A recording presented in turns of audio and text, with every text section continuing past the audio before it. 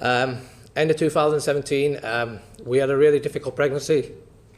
And through that time, the treatment that I received from some of the club officials was inhuman. They weren't really bothered about the fact that I was at training one day and I get a phone call to say there's no heartbeat.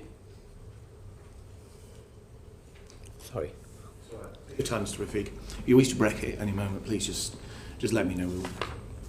And a senior player got left out pretty early on, and he got the whole dressing room fighting. It was toxic in a lot of ways.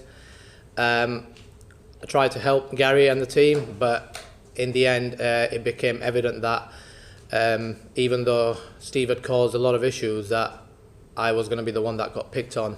6 or 7 players made a complaint about Tim Bresnan that year, but I was the only one that got the repercussions of that, and I was the only person of colour. There was sorry to cross you, Mr. Rafiq, but there was my reading of your witness statement, also the report more generally, which is quite a difficult read due to the way it's constructed, but my reading of it is that effectively the attitude of Yorkshire changed almost like a light switch going off the moment you made a complaint about racial harassment. Is that correct? Well, I mean, I first raised it as bullying in 2017. I've seen board minutes now a month before, and it calls me as the leader, potential captain, driver on the field, someone that potentially we should build a team around, especially in white ball cricket. I raised that complaint about Tim Bresnan, and Tim, former England cricketer, also related to the coach. I knew there was potentially going to be real trouble, but I thought, I mean, everyone complained, so it will be the same for everyone. But on the flip side of it, the board minutes say I'm a problem, a troublemaker, and an issue that needs to be resolved. And I feel that then blinded them into how they treated me through the pregnancy and the loss of my son.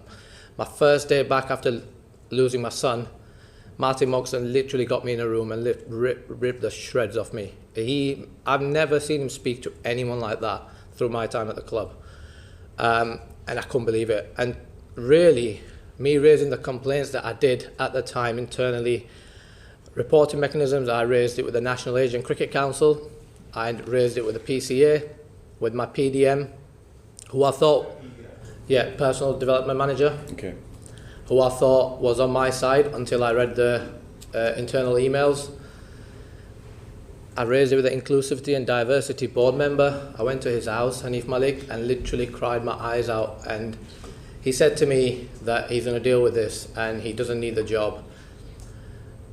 4 days later, I got a message from him that he's going to let Mark Arthur know that I've been, just to be transparent.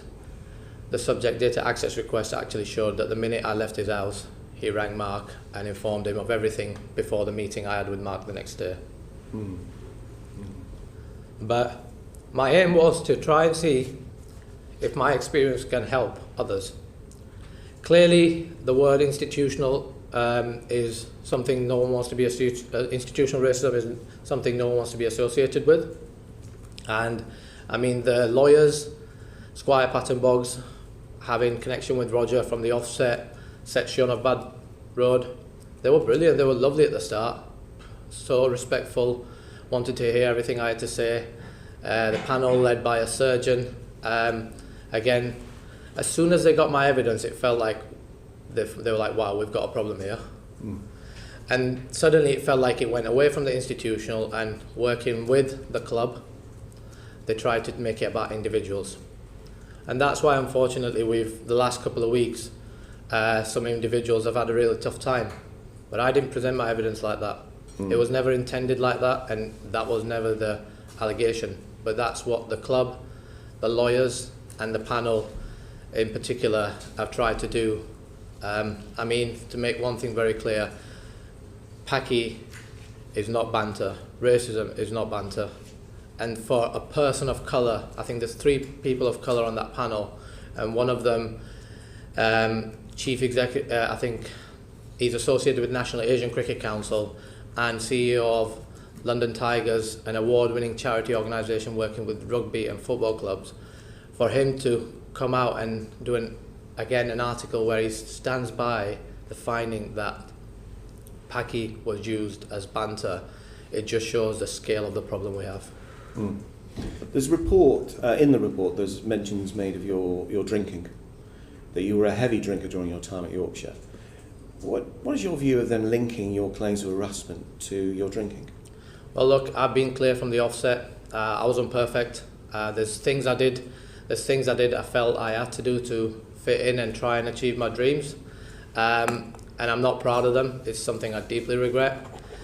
But it has no relation to racism. I should have never ever been treated the way I got treated. When I spoke, I should have been listened to. But Yorkshire County Cricket Club and the game as a whole really has a problem in listening to the victim, and it's been gaslighting. It's been but there is no yeah but to racism. There is no two sides to a story when it comes to racism.